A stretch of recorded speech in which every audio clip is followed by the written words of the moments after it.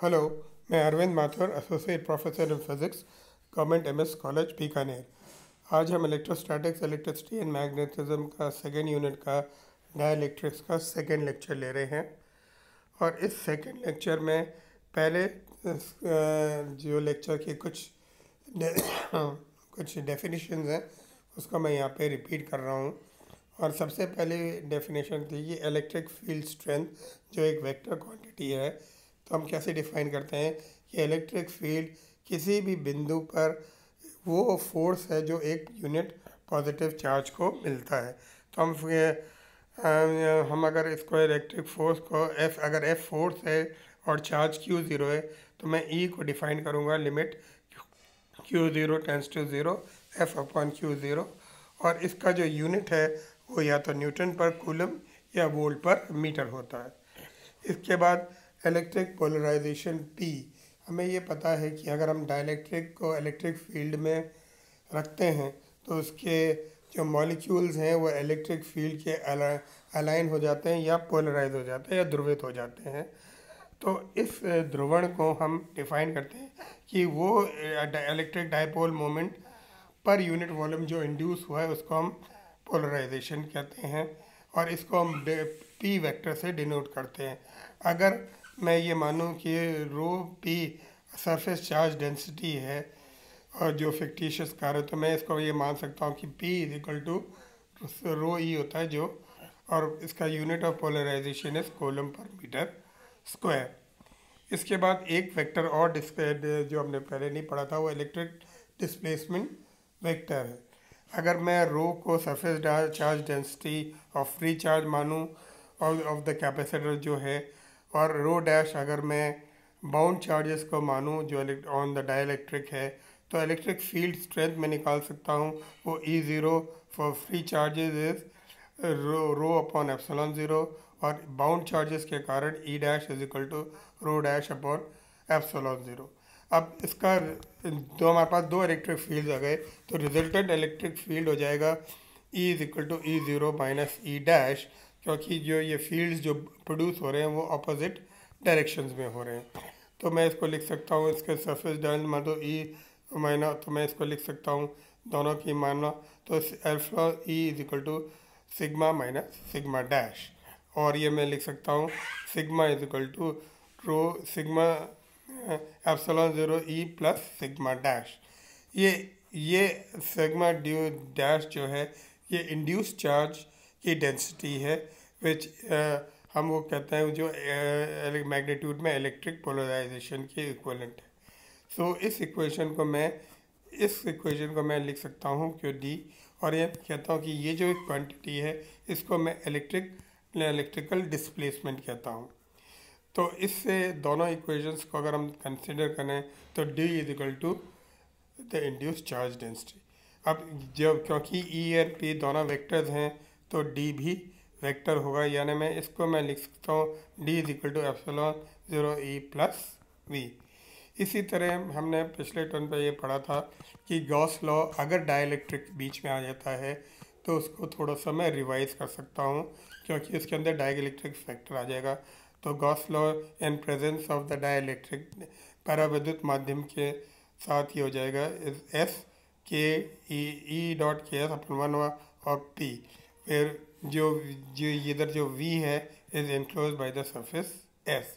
मगर हम जानते हैं कि D is equal to K epsilon zero E, तो मैं इसको मैं लिख सकता हूँ D dot epsilon zero is equal to Q is equal to P D we.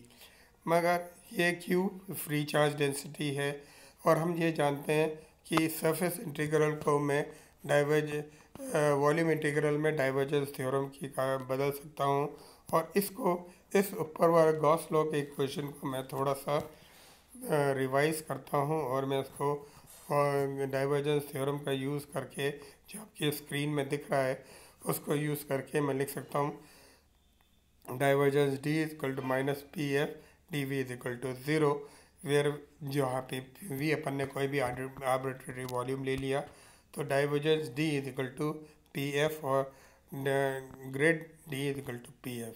This is ये गॉस लॉ का डिफरेंशियल फॉर्म है। इसके बाद हमारे पास आता है कि कैपेसिटेंस क्या होता है। हम कहते हैं कि जब भी हम इलेक्ट्रिक चार्ज किसी कंडक्टर को देते हैं तो उसका पोटेंशियल बढ़ जाता है, यानी कि ये कि इंक्रीज इन पोटेंशियल ऑफ जो चार्ज हम उसको दे रहे हैं उसके डायरेक्टली प्रोपोर्शनल होता है। तो मैं V प्रोपोर्शनल टू Q कर सकता हूँ, या मैं कह सकता हूँ Q is directly proportional to V। और इस प्रोपोर्शनैलिटी साइन को हटाऊँ तो मैं यहाँ पे एक कांस्टेंट डालूँगा जो C है, जिसको मैं कहता हूँ this is a conductor, this is a contact and this C is called capacitance of the conductor. इसको मैं लिख सकता हूँ C is equal to Q upon V। तो कैपेसिटेंस ऑफ द, तो मैं कैपेसिटर धारिता का मान ले सकता हूँ कि रेशियो ऑफ चार्ज, इसका रेशियो है जो हम चार्ज आवेश उसको दे रहे हैं और जिसका पोटेंशियल जो उसके अंदर इंक्रीज होता है।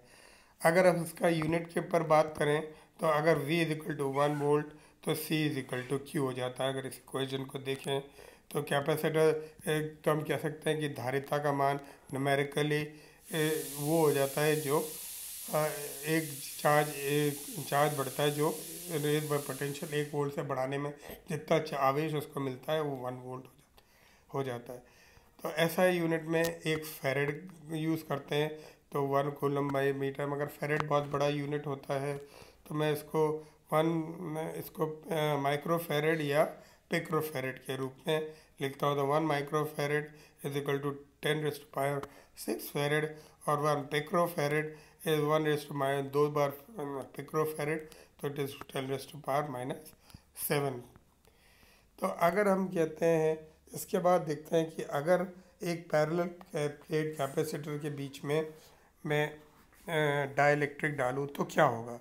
हम कहते हैं कि डाइलेक्ट्रिक डालने से अगर मैं चार्ज ये कैपेसिटर का मतलब होता है कि दो पैरेलल मेटलिक प्लेट्स होती हैं ऑफ एनी शेप, कोई भी शेप के हो सकते हैं जो आप पास पड़ी रहती है, उन दोनों में जैसे ही मैं पॉजिटिव चार्ज ए प्लेट को देता हूँ और नेगेटिव चार्ज इस प्लेट दूसरी प्लेट पर बी प्लेट पर इनर साइड में नेगेटिव चार्ज होता है। अगर इनर साइड में नेगेटिव चार्ज है तो बाहर की तरफ पॉजिटिव चार्ज होगा, मगर क्योंकि मैंने बाहर की साइड को अर्थ कर रखा है तो वो सारा का सारा जो पॉजिटिव चार्ज है वो ग्राउंड हो जाएगा।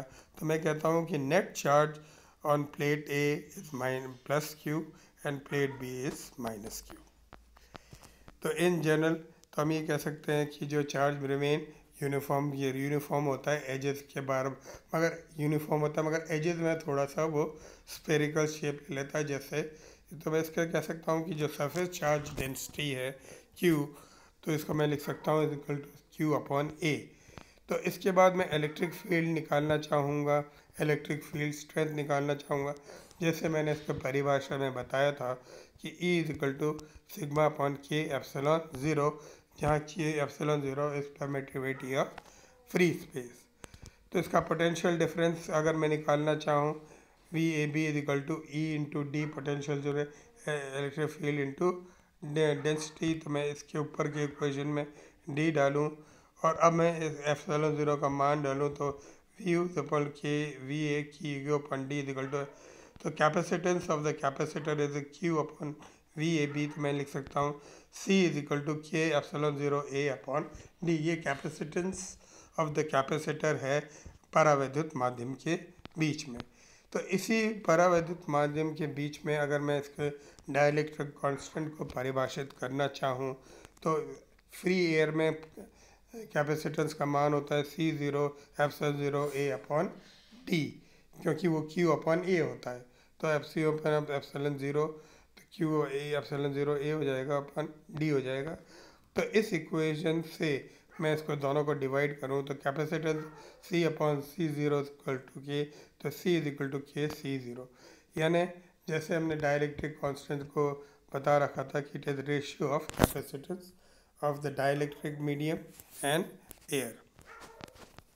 इसी के बाद हम ये देखते हैं कि अगर किसी कैपेसिटर के बीच में अगर डाइलेक्ट्रिक माध्यम डाल दिया जाए तो उससे इसकी धारिता का मान बढ़ जाता है। वो इसलिए बढ़ जाता है क्योंकि जैसे ही हम डाइलेक्ट्रिक डाल देते हैं तो धारा चार्ज का मान बढ़ जाता है। चार्ज का मान बढ़ने से दोनों तरफ चार्ज का मान बढ़ने से उसकी धारिता बढ़ जाती है, क्योंकि धारिता का मान Q अपॉन V है। अगर Q बढ़ जाएगा तो धारिता का मान भी बढ़ जाएगा। इसके बाद एक देखते हैं कि parallel pair capacitance with a dielectric. अगर हम किसी कैपेसिटेंस में किसी कैपेसिटर के मध्य में एक डाइलेक्ट्रिक डाल दें तो क्या हो। सपोज़ मैं एक ऐसा डाइलेक्ट्रिक माध्यम लेता हूँ जो उसको पूरे को कवर नहीं करता, यानी पार्शली फील्ड है। यानी मैंने ये लिया कि कैपेसिटर्स के मध्य तो डिस्टेंस d है और जो डाइलेक्ट्रिक जो हम उसके अंदर रख रहे हैं तो d है।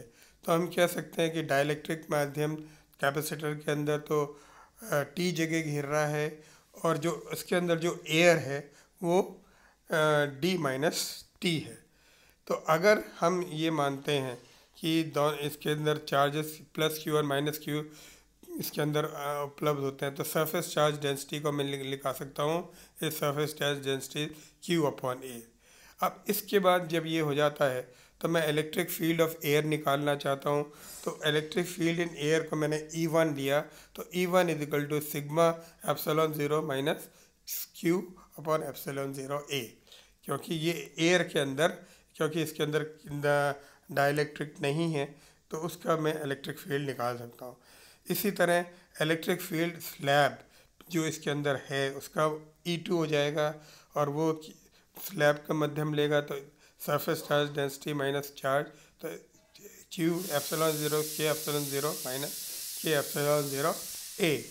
तो इसका मतलब मैं अब इसके इन दो इलेक्ट्रिक फील्ड आ गए मेरे पास, तो potential difference between the plates निकाल सकता हूँ।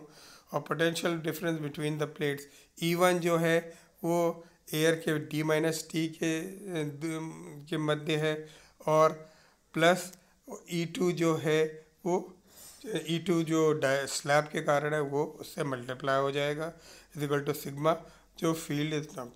तो ये दोनों का मैं इक्वेशंस लिख दी, तो इसके बाद VA निकाल सकता हूँ। तो VAB is equal to Q epsilon zero A d minus T और कैपेसिटेंस निकालें तो ये आ जाएगा।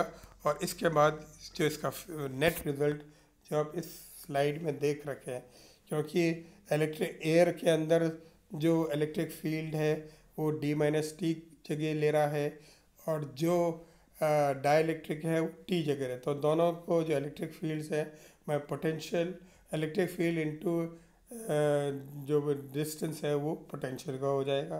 तो इसको मैं लिख के ये निकाल सकता हूँ। और इसके बाद तो हम ये देखते हैं कि जो हम, क्योंकि हमें आता है कि K बड़ा है, दैट कि हम कह सकते हैं कि introduction of the M plate T के कारण पैरेलल प्लेट्स के पास the effective distance is air is reduced, so capacitance of the capacitor increases. Thanks for this.